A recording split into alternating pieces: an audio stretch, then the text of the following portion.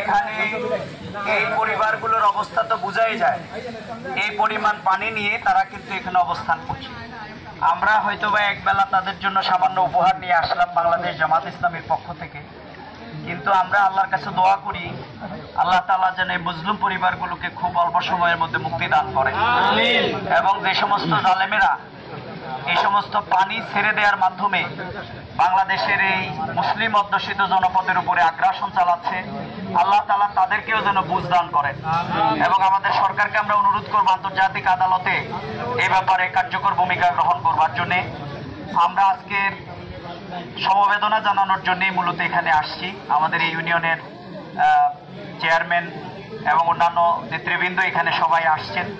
আমি সবাইকে অনুরোধ করবো, আমাদের আমিরে জামাত ডক্টর শফিকুর রহমান তিনি যে নির্দেশ দিয়েছেন, আমরা মন্দির পাহারা দিচ্ছেন, আপনারা কে দিচ্ছেন না? আমরা থানা পাহারা দিয়েছি। যেই থানা থেকে বাংলাদেশ জামাত ইসলামের উপরে ইতিহাসের সবচেয়ে বড় নির্যাতন পরিচালিত হয়েছে, কিন্তু আমরা থানাও পাহারা দিয়েছি, এটা সাক্ষী। আর যাদের উপরে নির্যাতন নিষ্পেষণ চালানো হয়েছে আমাদের ছাত্র সমাজ, তাদের পাশেও বাংলাদেশ জামাত ইসলামী আছে, এবং তারা যে কর্মসূচি নিয়ে বাংলাদেশ গড়বার জন্য এগিয়ে যাচ্ছে, সেই কর্মসূচিতে আমরা তাদের সাথে কাঁধ মিলিয়ে থাকবো ইনশাআল্লাহ। আগামী দিনে এখানে গণতন্ত্রের প্রতিষ্ঠা, স্বাধীনতা, সার্বভৌমত্ব, মানবাধিকার, ভোটের অধিকার, সকল অধিকারকে এই স্বৈরাচার শেখ হাসিনা যেভাবে বুলুণ্ঠিত করেছে, অর্থনীতিকে যেভাবে পঙ্গু করে দিয়েছে, আজ এই বাংলাদেশ আবার নতুন করে স্বাধীনতা অর্জন করেছে। সুতরাং এই নতুন স্বাধীনতাকে কাজে লাগাবার জন্য আজকে আমরা একে অন্যের পাশে থাকবো।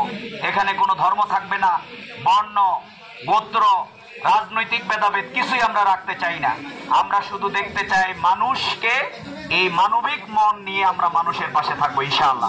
আমি আমাদের এই এলাকার সকল নেতা কর্মীদেরকে অনুরোধ করব, আপনারা আমাদের ইউনিয়ন প্রতিটি ওয়ার্ডে ওয়ার্ডে যে কমিটি আপনারা করেছেন, এই কমিটির মাধ্যমে শুধু আশ্রয় কেন্দ্রে সবাই এসে খাবার দাবার দিচ্ছে। আমরা কালকে অনেক জায়গায় গেছি, সবাই আশ্রয় কেন্দ্রে এসে গাড়ি দিয়া খাবার টাবার দিয়ে চলে যায়, এবং আশ্রয় কেন্দ্রে যারা আছে তাদের অনেক জায়গায় খাবারের কোনো অভাব নাই, এগুলো খাইতেও পারবে না।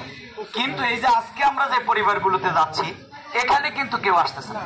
এই জন্য আমি জামাত ইসলামের ভাইদেরকে অনুরোধ করব যে আপনারা শুধুমাত্র এই জায়গাগুলোতে আশ্রয় কেন্দ্রের পাশাপাশি যারা নিগৃহীত অবস্থায় নীরবে নিবৃতে, এবং অনেকেই লজ্জার কারণে কিন্তু উপবাস আছে হয়তো 4-5 দিন, কিন্তু ঘর থেকে বের হচ্ছে না, নাকি বলেন?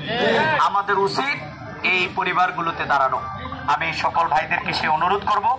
আর আমাদের ছাত্র সমাজের যে চাওয়া, সেটি হচ্ছে একটি বৈষম্যহীন সমাজ। আমাদের রাজনীতি, আমাদের অর্থনীতি, আমাদের শিক্ষা, স্বাস্থ্য, শিক্ষাকে তো আওয়ামী লীগ ধ্বংস করে দিয়েছে, নাকি বলে? অবিলম্বে শিক্ষাকে পুনর্গঠন করতে হবে। যদি ভালো মানুষ পেতে হয় তাহলে ভালো শিক্ষার কোনো বিকল্প নেই। এই জন্য আমাদের মেরুদণ্ড যদি না থাকে তাহলে মানুষ থাকবে না, নাকি বলেন?